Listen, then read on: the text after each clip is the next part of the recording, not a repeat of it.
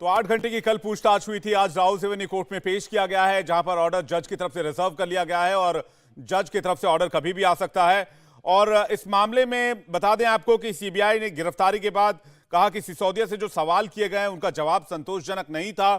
गिरफ्तारी शराब नीति में गड़बड़ियों और इसके जरिए निजी लाभ पहुंचाने के मामले में हुई। सीबीआई ने यह भी कहा कि सिसोदिया ने कई अहम सवालों के जवाब टाल दिए। हमने उनके सामने सबूत भी पेश किए, लेकिन उन्होंने जांच में सहयोग नहीं कहा। एजेंसी ने कहा कि गहराई से पूछताछ के लिए उन्हें कस्टडी में रखना बहुत जरूरी है, इसलिए 5 दिन के रिमांड सीबीआई को चाहिए।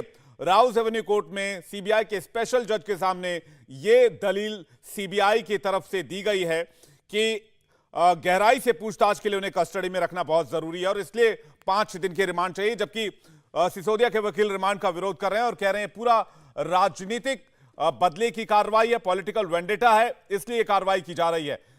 गौनिका लगातार हमारे साथ बने हुए हैं। गौनिका, फैसले का इंतजार तो होता रहेगा, लेकिन सवाल यह है कि इसमें फ्रीडम ऐप से सीखकर क्या आप पिसे हुए तेल का उत्पादन करते हैं? अगर ऐसा है तो आप अपने तेल को 1 करोड़ फ्रीडम ऐप के जो ग्राहक हैं उन्हें बिना किसी खर्चे के आप उसे बेच सकते हैं। कुछ अहम किरदार हैं जिनका जिक्र भी किया जा रहा है। विजय नायर हो और सरकारी गवाह की बात हो, एक पूर्व आईएएस है उनकी बात हो, इन तमाम लोगों से बातचीत के बाद, फिर चाहे वो सत्येंद्र जैन हो जिनसे जेल में पूछताछ की गई हो, तमाम लोगों से पूछताछ के बाद ही ये शिकंजा कसा गया है। और इतना आसान नहीं होगा सिसोदिया के लिए कि सीबीआई के इस जांच को एकदम से झुटला पाना।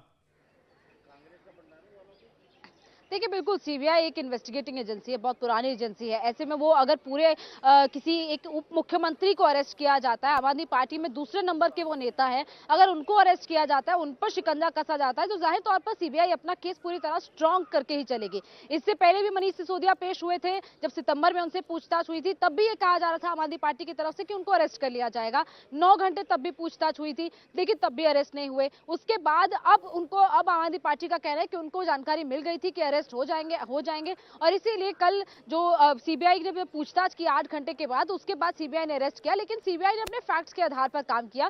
सीबीआई की तरफ से सीबीआई ने पूरे जो केस पूरा तैयार किया है, उसी के आधार पर उनको अरेस्ट किया गया, क्योंकि वो कोऑपरेट नहीं कर रहे थे। ये सीबीआई लगातार कह रही है, जवाब सही से नहीं दे रहे हैं। बाकी के जो किरदार है इस पूरे मामले में, उसमें एक सरकारी गवाह बन चुका है। विजय नायर अरविंद केजरीवाल के बहुत करीबी हैं, आम आदमी पार्टी के कई नेताओं के करीबी हैं, वो भी सवालों के घेरे में हैं। उनको भी बेल एप्लीकेशन नहीं मिल पा रही। तो ये मामला ऐसा है जिसमें सब एक एक करके आम आदमी पार्टी के नेता, आम आदमी पार्टी के नेताओं के जो करीबी लोग हैं वो फंसते जा रहे हैं और पार्टी के नेताओं के जो करीबी लोग हैं, कहा जा रहा है कि उनको फायदा पहुंचाया गया और इसीलिए ये पूरी शराब नीति नहीं लाई गई थी ताकि कुछ करीबी लोगों को फायदा पहुंचाया जा सके। और इसी के लिए नई शराब नीति में इस तरीके से मुनाफे को 5% से बढ़ाकर सीधे 12% कर दिया गया। कई ऐसे हैं जिनको गलत तरीके से फायदा पहुंचाया गया और नीति में बदलाव इसीलिए किया गया ताकि उनको फायदा मिल सके। इसके साथ साथ इस पूरे मामले की जांच अब साउथ तक पहुंच गई है, जिसपे के कविता जो है उनसे पूछताछ हुई। इसके अलावा अरविंद केजरीवाल की पीए से तक पूछताछ हो गई है। तो जांच की जो आग है वो धीरे धीरे आगे बढ़ती जा रही है। हर कोई इस मामले में शिकंजे में कसता जा रहा है, लेकिन इस पूरे मामले में जो आरोपी नंबर 1 जिसको बनाया गया है, मनीष सिसोदिया, वो मुख्य अहम किरदार है जिन्होंने शराब नीति बनाई, जिनकी निगरानी में शराब नीति बनी। उनको अब शिकंजे में है, तो उस पर सीबीआई चाहेगी सबसे पहले उनसे पूरी तरह पूछताछ हो पाए ताकि सारे किरदारों की जो लेयर्स हैं वो धीरे धीरे करके खुले। तो पहले सीबीआई ने सीधा मनीष सिसोदिया को नहीं पकड़ा, बल्कि उनके नीचे जो धीरे धीरे जो सारे लोग थे जिन पर शिकंजा कसा जा रहा था, पहले उनको पकड़ा और उसके बाद सीबीआई की जांच की आज सीधे मनीष सिसोदिया पर बाद में आई है। और अब मनीष सिसोदिया पर ही फैसले का इंतजार है कि कब मनीष सिसोदिया पर फैसला आएगा। रिमांड को लेकर जो एप्लीकेशन सीबीआई ने दायर की थी, अब वो देखना होगा कि उस पर क्या फैसला आता है।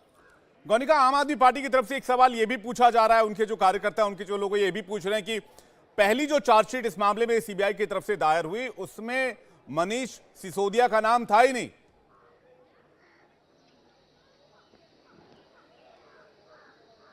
देखिए, बिल्कुल पहली चार्जशीट में नहीं था, लेकिन उसके बाद जो केस दर्ज हुआ उसके बाद लगातार मनीष सिसोदिया पर जांच की आना चाहिए, तब मनीष सिसोदिया का नाम इसमें आया। और सीबीआई नहीं चाहती थी कि बिना कोई सबूतों के, बिना ऐसे डॉक्यूमेंट्स के आधार पर मनीष सिसोदिया तक सीधे हाथ डाला जाए, क्योंकि मनीष फ्रीडम ऐप से सीखकर क्या आप पिसे हुए तेल का उत्पादन करते हैं?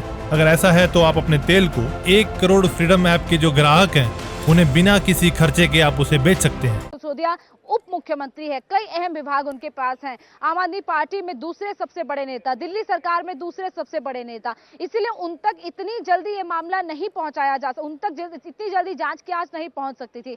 इसीलिए सीबीआई ने पूरी तरह इस मामले को इन्वेस्टिगेट किया। जब इन्वेस्टिगेशन में पूरी तरह निकलकर सामने आया, फिर चाहे वो अलग अलग जो सरकारी गवाह बने हैं या फिर जो लोग अभी तक कस्टडी में हैं, उनसे जब पूछताछ की जा रही है, उनसे जब पूछताछ करने के बाद जब कड़ियां जोड़ी गई, तब मनीष सिसोदिया का नाम सामने आया और उसके बाद ही मनीष सिसोदिया के नाम को इंक्लूड किया गया और फिर मनीष सिसोदिया ही पूरी तरह इस मामले में सबसे जो अहम किरदार है, सबसे जो मुख्य किरदार है, वो सामने आए। तो पहले नंबर के आरोपी इसीलिए मनीष सिसोदिया को बनाया गया है और यही वजह है कि वो मनीष सिसोदिया से ही मुख्य पूछताछ करना चाहते हैं कि प्रॉफिट कैसे दिया गया, क्यों प्रॉफिट का मार्जिन इतना बढ़ाया गया, क्योंकि इसका जवाब और कोई नहीं बल्कि मनीष सिसोदिया ही दे पाएंगे, जो कि इस पूरी मुख्य तौर पर शराब नीति को बनाने वाले हैं। इंडिया टीवी हर वक्त हर जगह डाउनलोड करने के लिए सर्च करें India TV news Google play store या ऐप स्टोर पर।